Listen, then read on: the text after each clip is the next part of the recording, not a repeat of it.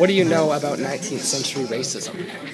I know much of it revolved around slavery, and it led to physical and emotional pain for younger generations. Yes, it did. Kai, do you have anything to add to I know that? that it was mainly focused in the north of America. Like it was in the south and in Canada, but it was mainly focused in the north. All right. I knew that the whites were considered superior and racism was at an all-time high because African Americans were slaves and were forced to do the work that was forced upon them by the whites. Yes. Yes. You got anything to add, Quinn? Yes, I know that whites were looked upon as superior to black people. There's an example that in the text, this text right here, it says that Jefferson had no white sons, which means he doesn't have any real sons, which kind of says that black people weren't people, like considered people, real people back then. So, yeah. Okay. Thank you. What insights did you gain from reading Lies My Teacher Told Me? Well, I gained that, like, in America, they kept a lot of secrets. Like in the textbooks, right? In the textbooks. Yeah, in the textbooks. Because they didn't Like, want to they didn't want their, like, new generations to know about that, the mistakes. They tried to they watered down the bad parts of you know the history of the United States, or like the founding fathers. So you could also say that they basically kind of changed like the documented history. Yeah, Right? exactly. Right, Justin? Yeah. So Justin, what are your insights The from insight that reading it teachers? is like Kai's, is like Kai's, but it's also the fact that the Europeans had the audacity to consider not to consider the blacks as humans, and that they basically said to consider the blacks as humans is as to consider themselves as Christians, and that makes no sense because why would you compare a person to a religion? It makes no sense. Yes. Good point. Thank you. Good point. I already added. I have nothing else to add. Daniel, you have Nothing anything else? to add? No. Okay. Do you have something to add, Daniel? One big thing that I picked up from the text is that slavery wasn't the problem, but racism. Racism was the problem. Yeah. That's pretty much it. Yes. Yeah, that's what I learned. Well done. Okay, Kyle, Okay. what's the next question? So, Justin, what surprises you the most about the text? Oh, wait. Oh, damn.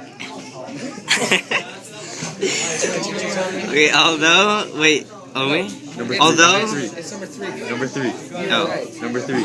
Wait, what? Answer number three. What surprises you the most about the text Lies My Teacher Told Me, Justin? What surprises me most is the fact that the textbooks are not telling the whole truth and are lying to a whole nation, even about their founding fathers. Yes. I was very surprised that George Washington and Thomas Jefferson, two national heroes to the United States, both owned slaves.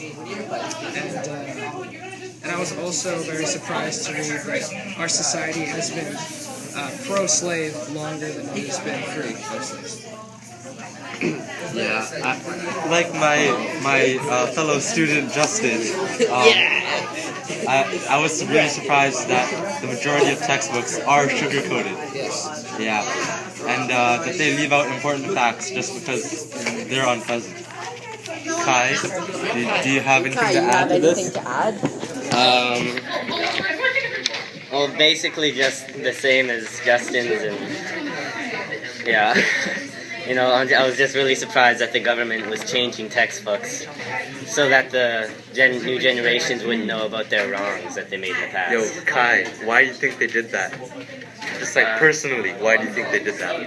Just to not be embarrassed and drunk, you know? Make themselves look better than they actually are. Okay, next question, guys. Although the text focuses on U.S. textbooks, how is the information relevant to Canadian students of social studies?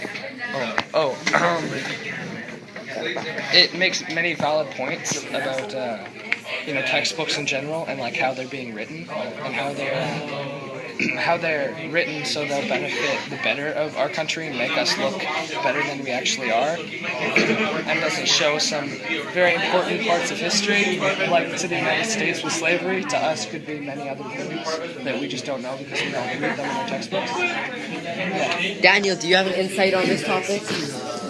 It makes me wonder, like, how many of the articles in our textbooks are, like, also sugar-coated.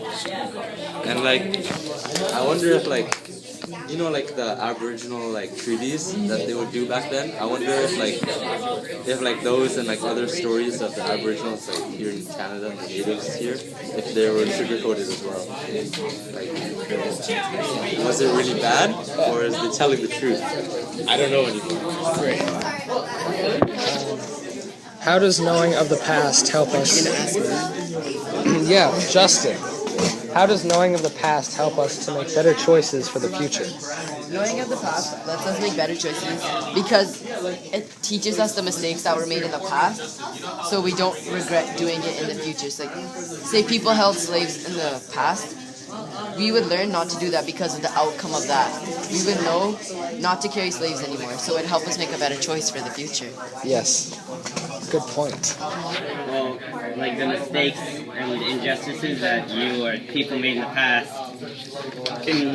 they help you realize the wrongs and how to correct them. Yeah, valid point, Kai. Yeah, like Justin and Kai, knowing about the past allows us to learn from the mistakes that we have already made and act how we should. Yes. Quinn, do you have anything to add to that? I agree with all of your points, actually. I have nothing else to add. Okay. Hey, Kai. What was the biggest problem pointed out that you might have a part in fixing? Kai? Say that again. Hi, how does racism in the form of Say it slavery serve to benefit the slaveholders socially and economically? Kai, do you have something to say about that? Oh, yeah. Well, it showed that the slaveholders had power, and then they had social power as well in the far south. They had lots of supporters, you know, that they were treating the slaves. Yeah? Yeah. It's pretty cool. And the slave owners would not make money, but, you know, have their slaves work for them. So it's like free labor, basically. So it's like making money because you don't have to spend money. And that's kind of how they were benefited economically, I thought. Like Kai and Quinn, I said slavery benefited the slaveholder a lot economically because they were paid much less than they earned for their slave owner.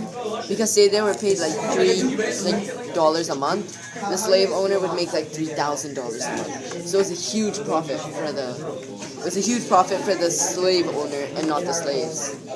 Daniel? Okay, answer me this. Would you say that machines have replaced, like, slavery?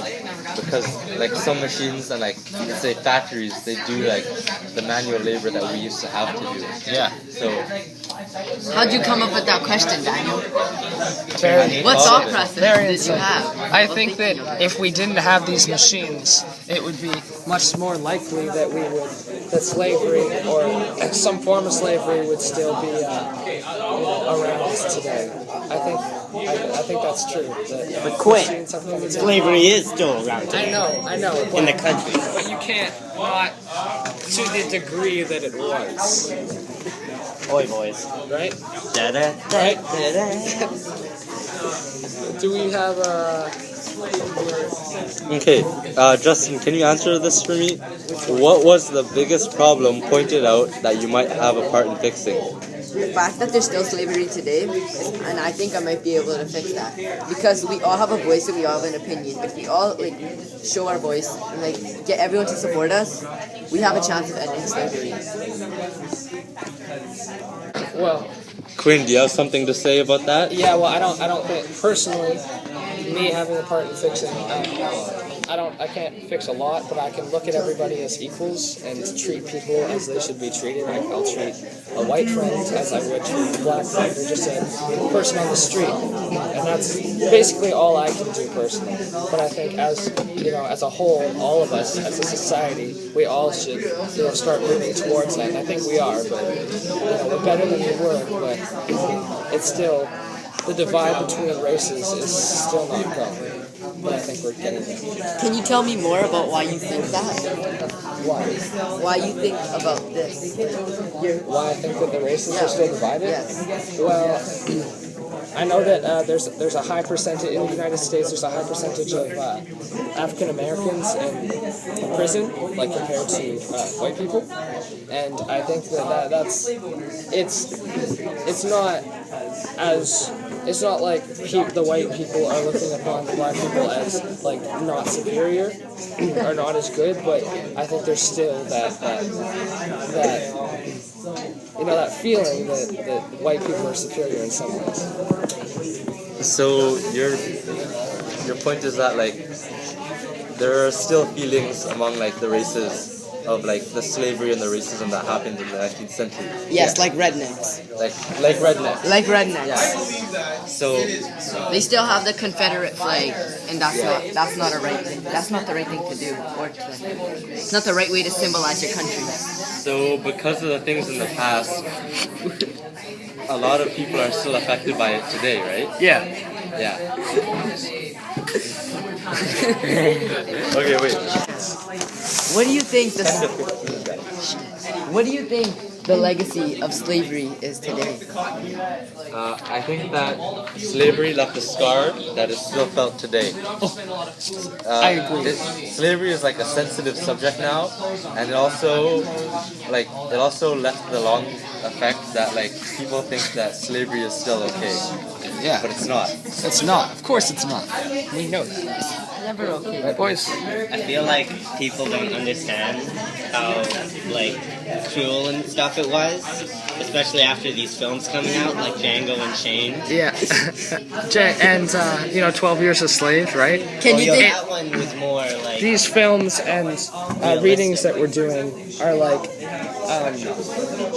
showing us the unfortunate truth of our history and the state's history of slavery, and like it's showing those graphic scenes in 12 Years a Slave of them being whipped and having multiple cuts on their back because they were whipped for things that they didn't do. Can you think of more examples? No, but I can. I think. Yeah.